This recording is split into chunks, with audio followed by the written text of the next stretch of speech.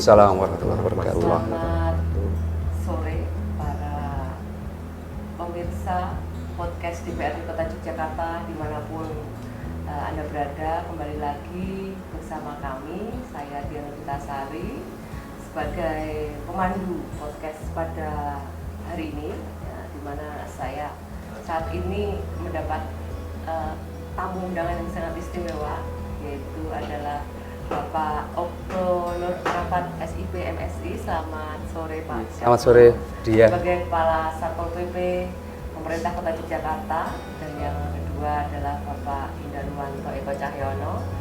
Beliau adalah pimpinan Komisi A DPRD Kota Yogyakarta, di mana memang saat ini kita akan membahas isu yang masih hangat, ya, seputar sampah yang masih menjadi permasalahan di wilayah Kota Yogyakarta, di mana saat ini kita bersama-sama mensolusikan bagaimana nantinya kejadian seperti pelanggaran ringan dari warga terhadap pembuangan sampah secara liar.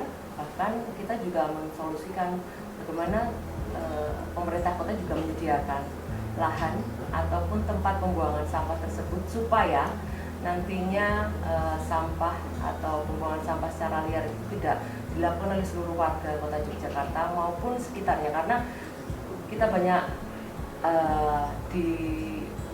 dijumpai, ya, yang membuang sampah itu tidak hanya warga Kota Yogyakarta, tapi di luar kota, yang Kota Yogyakarta di mana itu di siri-siri perbatasan kabupaten kota. Oke, kita ke Pak Okto dulu. Nggih, ya.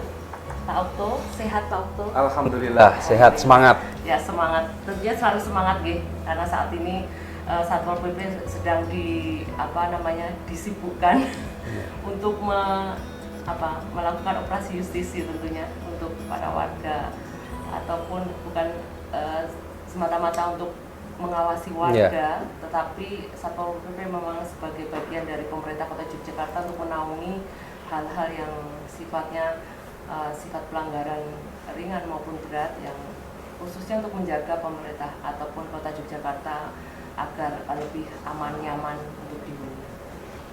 Terkait tadi yang saya sampaikan, kasus sampah di Kota Yogyakarta, Satpol PP sudah melakukan operasi justisi dengan berbagai pihak, khususnya untuk bagaimana tidak untuk menakut-nakuti, tapi menyadarkan masyarakat Kota Yogyakarta agar lebih sama-sama saling menjaga bagaimana pembuangan sampah itu tidak sembarangan.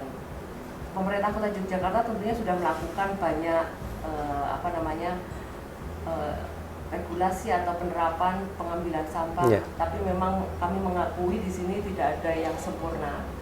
Tapi yang jelas mungkin dari Satpol PP bisa disampaikan sifat kebijakan operasi justisi itu sebenarnya bertujuan baik seperti apa, Pak? Ya, jadi kalau kita bicara tentang operasi justisi yang dilakukan oleh Satpol PP, ini sebenarnya bukan bagian tersendiri, tetapi bagian dari sebuah upaya besar untuk mendukung terwujudnya Kota Yogyakarta yang bersih dan memiliki budaya kebersihan. Itu kan amanat di Perda 10 tahun 2012 tentang pengelolaan sampah seperti itu.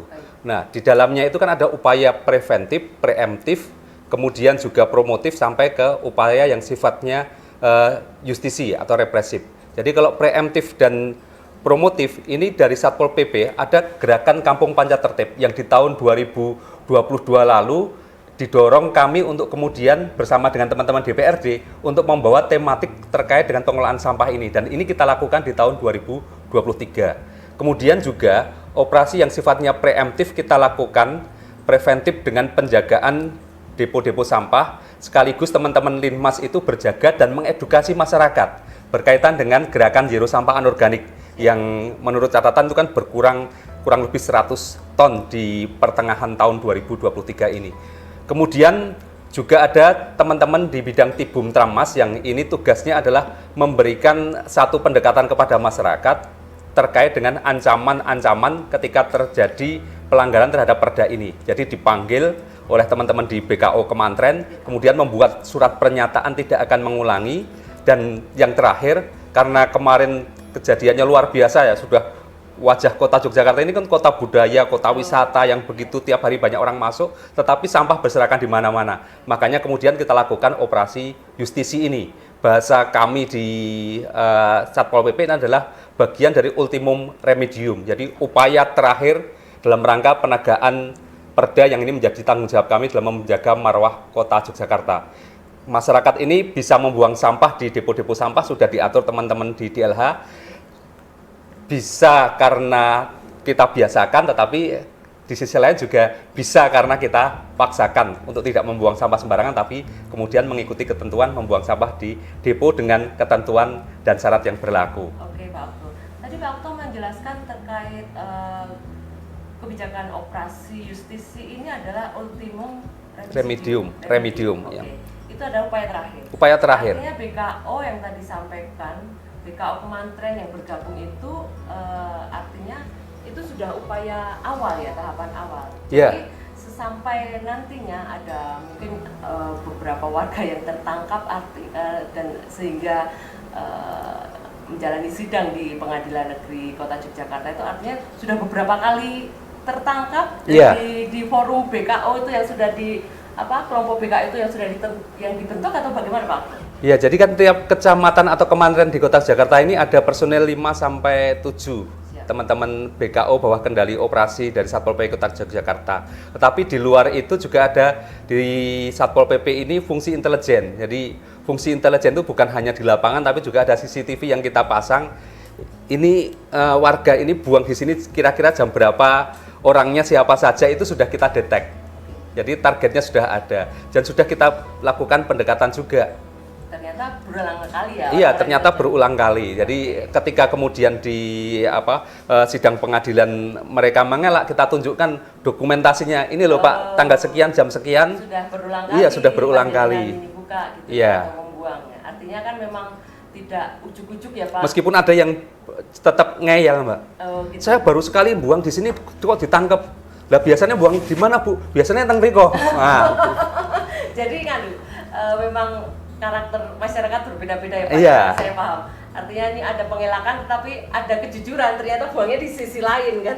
Padahal kita mengetahui bahwa BKO Kemantren ini dibentuk dari 14 kemantren tentunya ya. Dan mereka bertugasnya luar biasa, jam 1 malam sampai jam 6 pagi.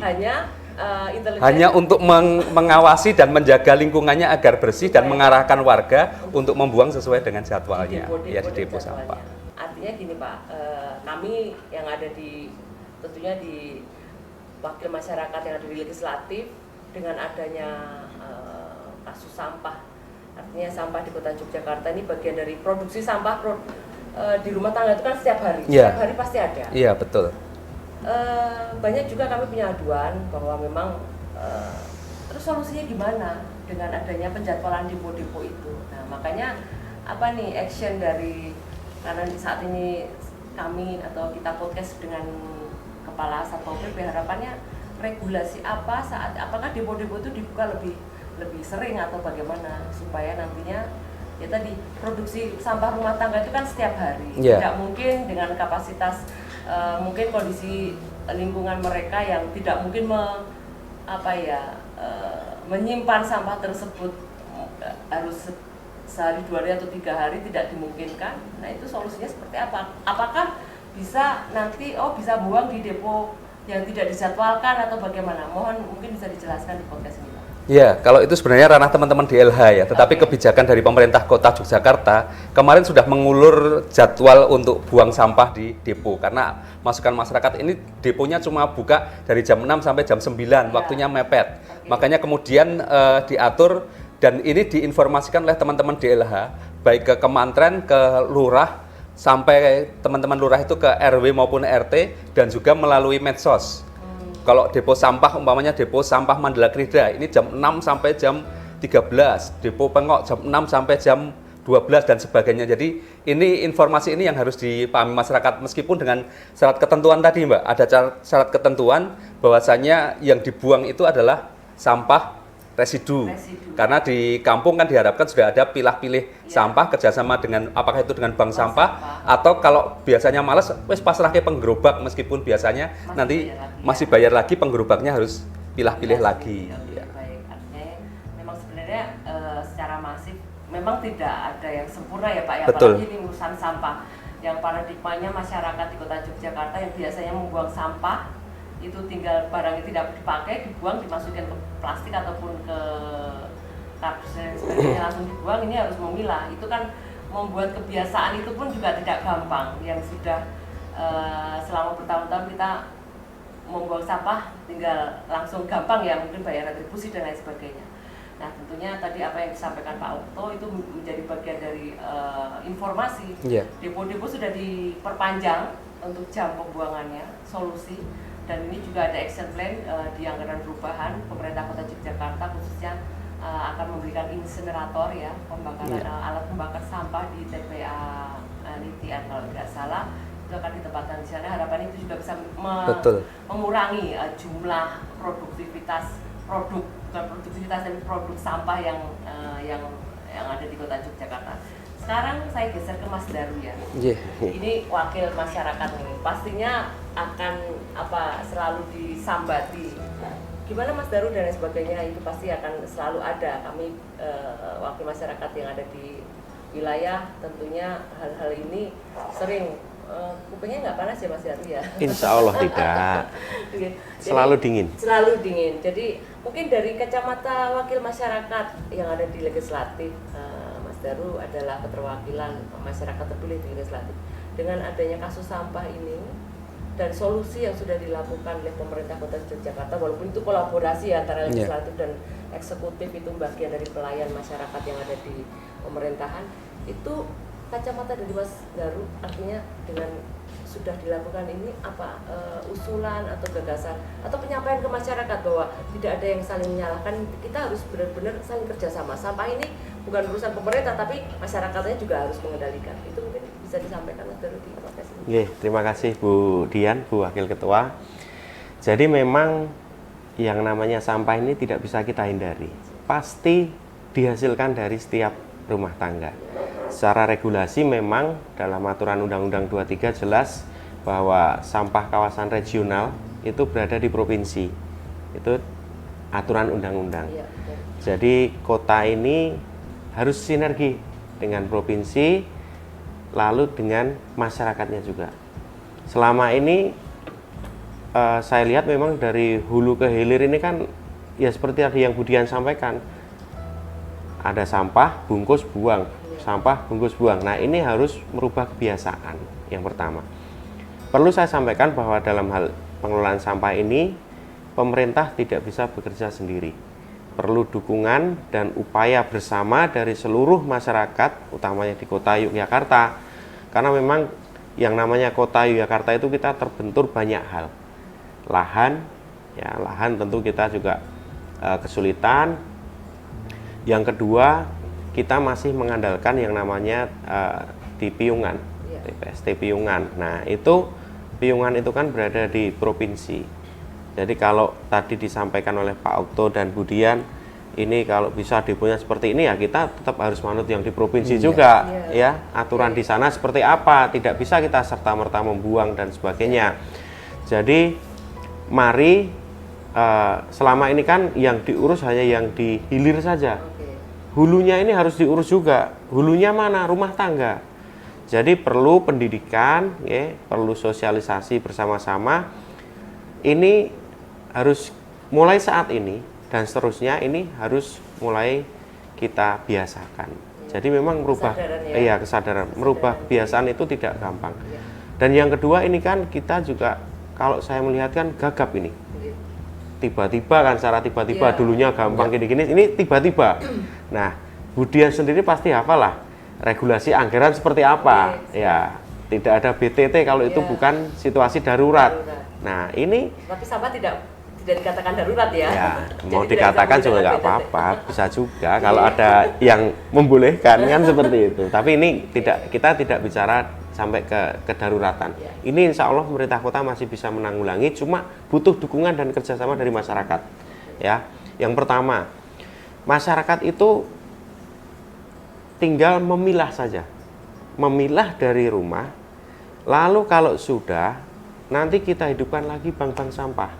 Karena bank sampah ini pernah populer dulu, ya pernah tumbuh baik di masyarakat, tapi dengan mungkin dukungan dari pemerintah yang belum maksimal, lalu mungkin masih monoton, tidak ada inovasi, itu mereka mati suri. Barulah pada saat genting-gentingnya seperti ini mereka kembali tumbuh. Cuman ini memang butuh dukungan dari pemerintah, terutama pemerintah Kota Yogyakarta, terkait dengan edukasi dan sarana-sarana yang ada di bank sampah. Ya, mungkin timbangan dan sebagainya. Nah, itu. Dan juga mereka diharapkan bisa mengubah sampah ini untuk menaikkan nilai ekonominya. Jadi dirubah, ini botol nih, kalau cuma dijual seperti ini ya nilai ekonominya rendah. Tapi kalau sudah disulap, sudah dijadikan seperti apa, nah ini harus juga mendorong daya beli. Ini mau dijual di mana kalau sudah produksi, ini kan juga perlu pemikiran kita bersama-sama. Oke. Artinya bahwa memang merubah kebiasaan yang tadi buang sampah tinggal di plastik, tinggal dibuang ya di tempat sampah, mungkin bayar retribusi di kampung dan lain sebagainya melalui arisan-arisan. Sekarang harus berubah paradigma, warga masyarakat mengolah sampahnya sendiri dengan nilai ekonomi yang nanti bisa dinaikkan lagi. Ya, mungkin salah satu idenya pemerintah Kota Yogyakarta selain menyediakan lahan yang ini juga baru akan berjalan, sudah membelikan aset atau alat insinerator ya Pak ya, di perubahan informasi yang sudah disampaikan, menambahkan aset-aset mungkin alat-alat pengurai dan lain sebagainya, tetapi ada pelatihan di bank-bank sampah yang sudah terbentuk, bahwa di mana sebenarnya sampah ini tidak hanya sebuah barang bekas, tetapi ada nilai ekonomi yang tinggi. Mungkin ini kita jeda dulu ya.